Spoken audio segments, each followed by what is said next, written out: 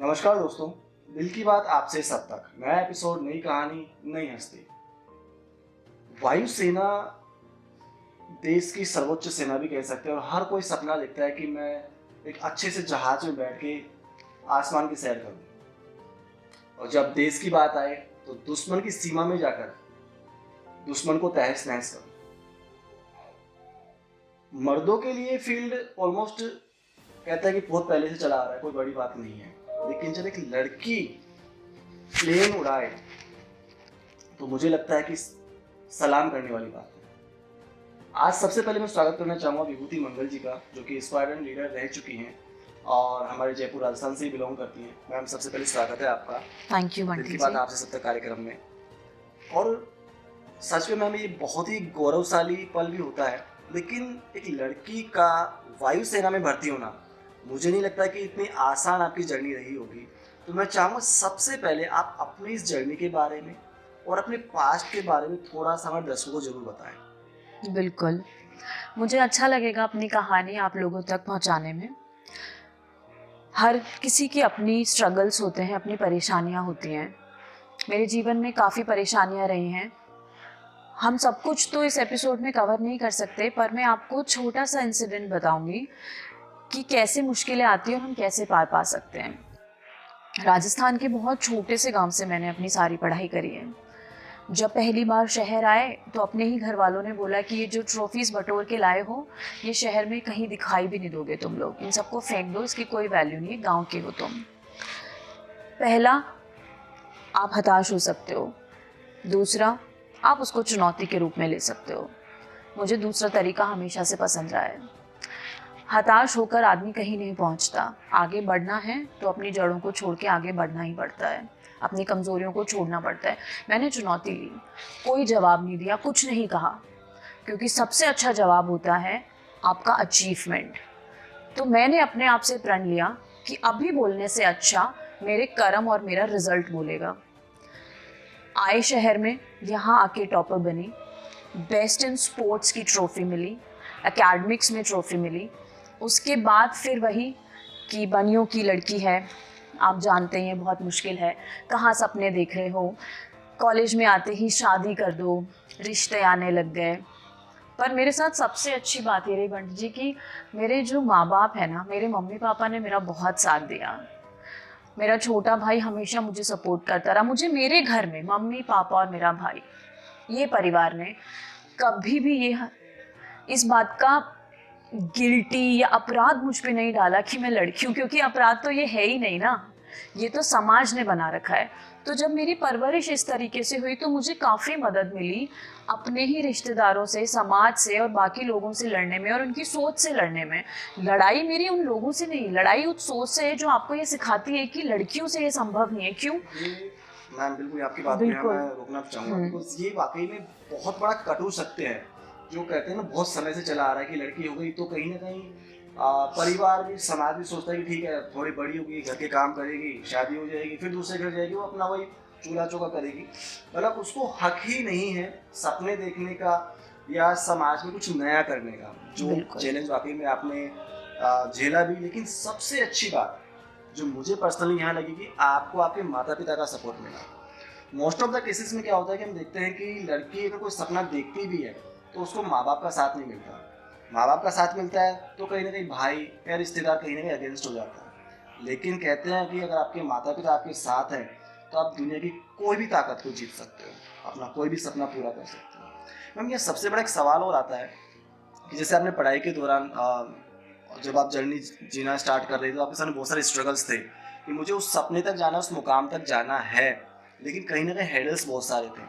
तो एक चीज़ आज की जनरेशन के सामने भी सबसे ज़्यादा आती है कि जब कोई मुकाम अचीव करना चाहते हैं, जब हेडल्स आते हैं, स्ट्रगल्स आते हैं, तो मानसिक परेशानी के अंदर चले जाते हैं और वो मेंटली स्ट्रेस इतना बढ़ जाता है कि या तो सुसाइड कर लेते हैं या वहाँ से अपने लक्ष्य से गिव अप कर जाते हैं। तो उस जो वाकया था, जो समय था, उसको कैसे आपने झेला?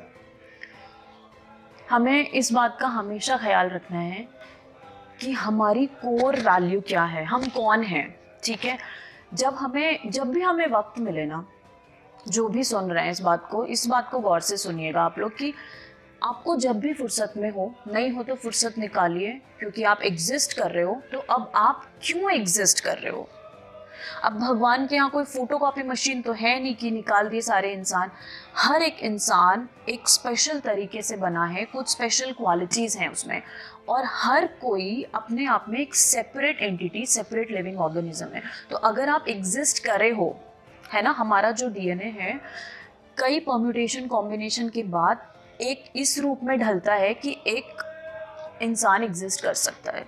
ज़रूरी नहीं था कि वो कॉम्बिनेशन ऐसा बने कि आप एग्जिस्ट किए, पर आप किए। तो अब आप अपने आप से पूछो कि जब आपको ये मौका मिला है जीवन जीने का, तो आप क्या चाहते हो? अपनी चाहत को पहले पहचानो, फिर उसके लिए लड़ाई करना बहुत आसान होता है। बहुत आसान होता है, हम गिव अप कर देते हैं। मुझे फॉर एग्जांपल मुझे नई गाड़ी खरीदनी है, नया घर बनाना है, नई नौकरी चाहिए, या ज़्यादातर आजकल लोगों की लग्जरी वाली ही सपने होते हैं। पर ये आपका सपना नहीं है, ये सपनों तक पहुंचने के छोटे छोटे पड़ाव हैं। तो अब क्या होता है, आपको महंगी गाड़ी नहीं मिली, आप हताश हो जाते हो। अच्छा एक बात बताओ, अगर आपने महंगी गाड़ी ले ली तो उससे आपके जीवन जीने का लक्ष्य कैसे पूरा हुआ? नहीं, आपका लक्ष्य ये होना चाहिए कि मुझे इस मुकाम तक पहुंचना है, लोगों की मदद करनी है, अपने आपका स्तर ऊंचा करना है, अपने आप को भीतर से स्ट्रांग बनाना है, और उस जर्नी में अपने साथ वालों को संग लेकर चलना है। जब आप ये करोगे ना, जब आप इस कुनबे को साथ लेके चलोगे, तो आपको वो गाड़ी और मकान से ज़्यादा ना आपको उस रास्ते से प्यार हो जाएगा जिस पे आप चल रहे हो।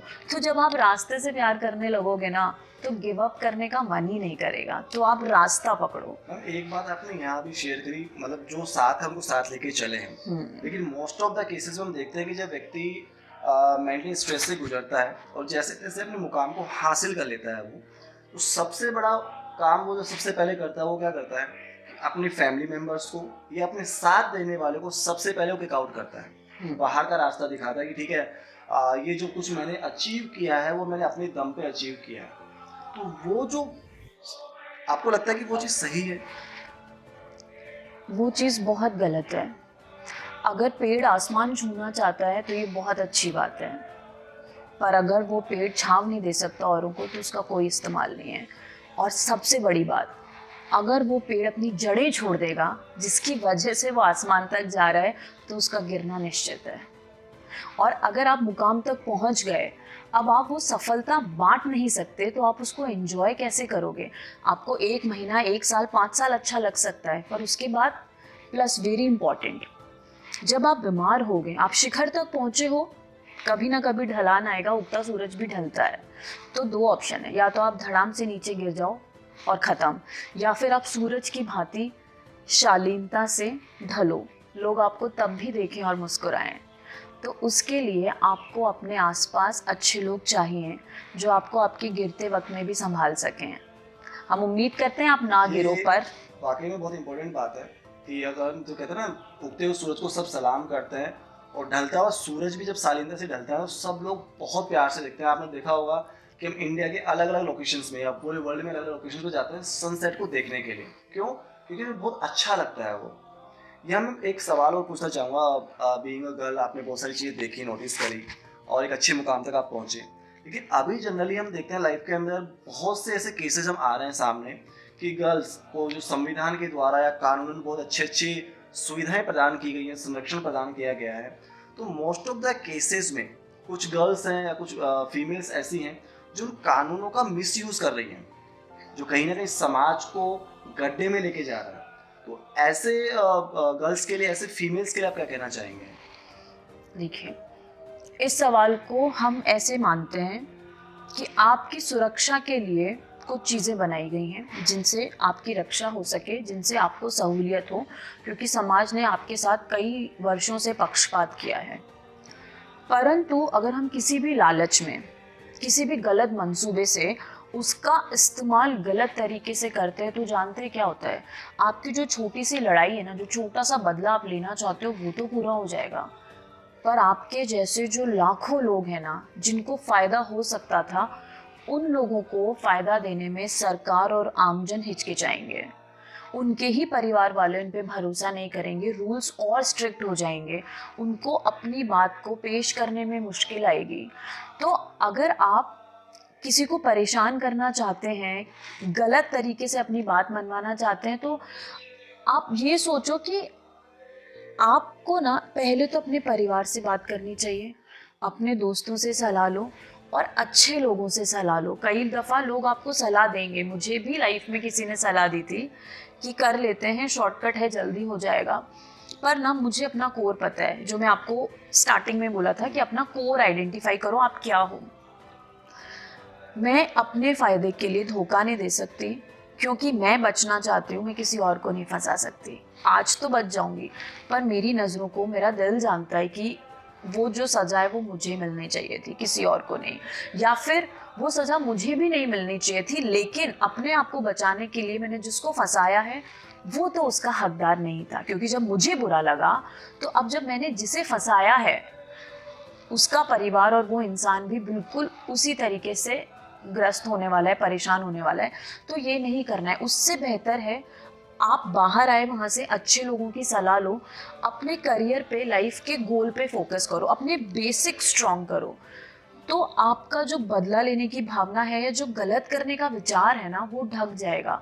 इंसान पता है गलत काम तभी करता है जब उसके पास लक्ष्य नहीं होता। तो आप अपना लक्ष्य ढूंढो, अच्छा लक्ष्य, जिससे आपका और लोगों का भला हो। सोसाइटी की मदद करो, आपका भला खुद हो जाएगा। ये सच्चाई है, जैसे कहते हैं कर्मा, जिसके हम मोस्टली बिलीव बिल्कुल, करें, जैसा कर्म आप करेंगे उसका रिजल्ट आपको आने वाले टाइम में जरूर मिलेगा। जरूर अच्छा मिलेगा। कर्म है अच्छे रिजल्ट्स, बुरे कर्म है बुरे रिजल्ट्स। हो सकता है बुरे कर्म करके हम शॉर्ट टाइम के लिए बहुत खुश हो जाएं, बहुत सारा पैसा, बहुत सारी शोहरत भी हम अर्न कर लें, लेकिन आने वाला जब कर्म का जब रिजल्ट आएगा ना, तो वो आपका शोहरत दौलत सब रखा रह जाएगा। यहाँ सबसे इम्पोर्टेंट बात, एक बात और पूछना चाहूँगा मोस्टली गर्ल्स के लिए, being a girl just like, आप अपनी फैमिली को अपनी फिटनेस पे कैसे ध्यान दे पाती हैं, फैमिली और जो वर्क प्रोफाइल है उसको कैसे मैनेज करते हैं? Because most of the time अभी जो वर्तमान समय है उसमें सभी के यही क्वेरी रहता है कि यार हम या तो काम कर लें या घर संभाल लें, ठीक है। तो लाइफ जब बैलेंस नहीं होती है, वर्क में जब बैलेंस नहीं होता है, तो मोस्टली तलाक के केसेस होते हैं या लड़ाई झगड़े के केसेस सामने आते हैं।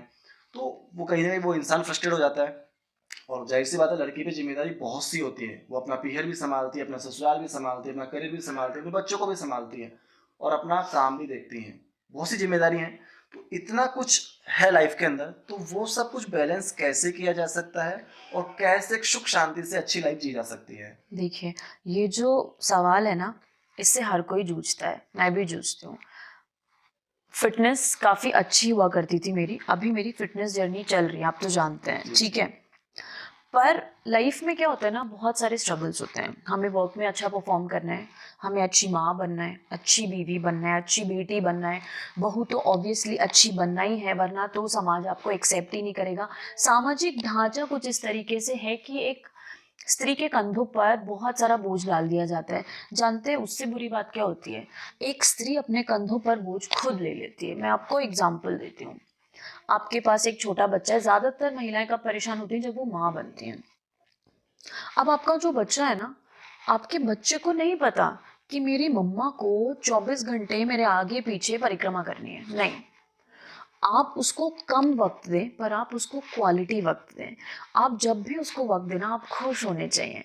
अगर आप उसको 24 घंटे टाइम देने के बाद आपको लगता है कि आप अपने पति को, फैमिली को, वर्क को टाइम नहीं दे रहे हैं, तो आप चिड़चिड़ाएंगे, आपकी अपेक्षाएं, सपने हल्के पड़ने लगेंगे और उसकी जो कुड़न है ना कहीं उस बच्चे पे निकलेगी। आप गुस्सा करेंगे, हो सकता है आप बहुत अच्छे हैं, आप 10-20 साल बचा लेंगे, अब वो बच्चा बड़ा होगा 20 साल बाद, अपना करियर बनाने चला जाएगा, चली जाएगी, फिर आप गुस्सा करेंगे कि तेरी वजह से मैंने ये किया। अब आपके बच्चे ने तो नहीं बोला ना आपको कि आप मेरी वजह से करें। तो आपको ये बात समझना है कि वो बैलेंस अगर आज नहीं ढूंढा ना, तो वो बाद में आपकी नैया ज़रूर डुबाएगा। तो आप अभी से सोचें कि मुझे इतने घंटे काम को देने, ये मुश्किल है, आसान नहीं है, पर आप कोशिश करेंगे तो वहाँ तक पहुँचेंगे। मैं भी कोशिश करती हूँ, रोज़ कोशिश करती हूँ। इतने घंटे काम को देने हैं, मुझे सुबह शाम एटलीस्ट एक मील अपनी फैमिली के साथ लेना है, अपने बच्चे की बेसिक रिक्वायरमेंट्स पूरी करनी है। जो रिक्वायरमेंट घर के दूसरे सदस्य पूरी कर सकते हैं, उनको करने दो। अपने बच्चे को थोड़ी देर खुला छोड़ो, उसको खेलने दो, कोई दिक्कत नहीं है। थोड़ी चोट लग जाती है तो अपने आप को गिल्टी फील कराने की ज़रूरत नहीं है कि अगर मैं 24 घंटे देख रही होती तो उसे नहीं लगती। कोई बात नहीं, बच्चा है, खेलेगा, गिरेगा, सीख जाएगा। सेम होता है आपके पीहर और ससुराल में बैलेंस बनाने का। जहाँ मानसिक शांति मिलती है वहाँ वक्त ज़्यादा बिताइए, कोई परेशानी नहीं। समाज क्या कह रहा है उसको पूरा करने जाएंगे तो हमेशा परेशान रहेंगे, और फिर आप कहीं भी अपना पूरा नहीं दे पाएंगे, ना आप खुद खुश रहेंगे। तो समाज की बाउंड्री से बाहर आइए, क्योंकि आप काम कर रहे हो, ठीक है, तो आपने एक बाउंड्री तो पहले ही तोड़ दी है। अब आप अपने हस्बैंड से बात करो अगर वर्क लाइफ बैलेंस फिर भी नहीं बैलेंस होता, क्योंकि जो आप सपने देख रहे हो ना, तलाक तक पहुंचने का जो मेन रीजन होता है, कपिल आपस में बात नहीं करते हैं। आपके कुछ सपने आप अपने हस्बैंड को बता नहीं रहे हो, आपके हस्बैंड की कुछ ख्वाहिशें आप बता नहीं रहे हो। दूसरा, ये ना एक ऐसी नाव है जिसका एक पलड़ा भारी होता है या एक हल्का होता है ना, तब भी वो डूबेगी। दोनों को सामान भार रखना होगा तभी वो काम चलेगा। तो कुछ आप छोड़ेंगे, कुछ वो छोड़ेंगे, कुछ आप एडिशनल लेंगे तो कुछ उन्हें भी एडिशनल लेने दिए, क्योंकि आप ही लेते चले जाएंगे तो वो हल्का होगा और आप डूब जाएंगे। अगर आप सब अपना खाली करते जाएंगे तो भी वो डूब जाएगी। तो ये जो बैलेंस है ना, ये बहुत मुश्किल है, पर हाँ, बनाया जा सकता है। ये सच्चाई है कि लाइफ में बैलेंस को बनाए रखना बहुत जरूरी है। नो डाउट टिपिकल है, मुश्किल है, लेकिन कहते हैं ना, अगर वो कहीं मुश्किलें नहीं है तो लाइफ को जीने का मजा भी नहीं है। आप क्या याद रखेंगे जब बूढ़े होंगे, तो क्या याद रखेंगे कि उठे सुबह, खाया पिया, सब बढ़िया था?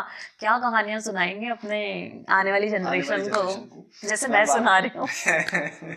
ये वाकई में कहते हैं ना, हंसी हंसी खुशी में अगर जो बात कर जाते हैं ना, तो ना तो उसका वर्क स्ट्रेस रहता है, ना ही वो चीज़ें हमें चुभती हैं और बहुत प्यारी लगती हैं और सामने वाले को समझ में भी आती हैं। तो वही चीज़ है, लाइफ में इतना हंसी खुशी रहें, जीते रहें, हंसते रहें, चलते रहें, अपने वर्क को, अपने करियर को, अपने परिवार को पूरा समय दें, भरपूर समय दें। और वो डिज़ाइन आपको करना है, बिकॉज पढ़ाई आपने भी की है, छोटे आप भी थे, ऐसा नहीं डायरेक्टली आप बड़े हुए, छोटे आप भी थे, बहुत कुछ आपने भी देखा, जीवन से सीखा। और सच्चाई ये है कि जिंदगी जो सिखाती है वो कोई यूनिवर्सिटी नहीं सिखा सकती। तो इसलिए अपने लाइफ से, अपने आसपास के एनवायरनमेंट से, अपने नेचर से सीखें।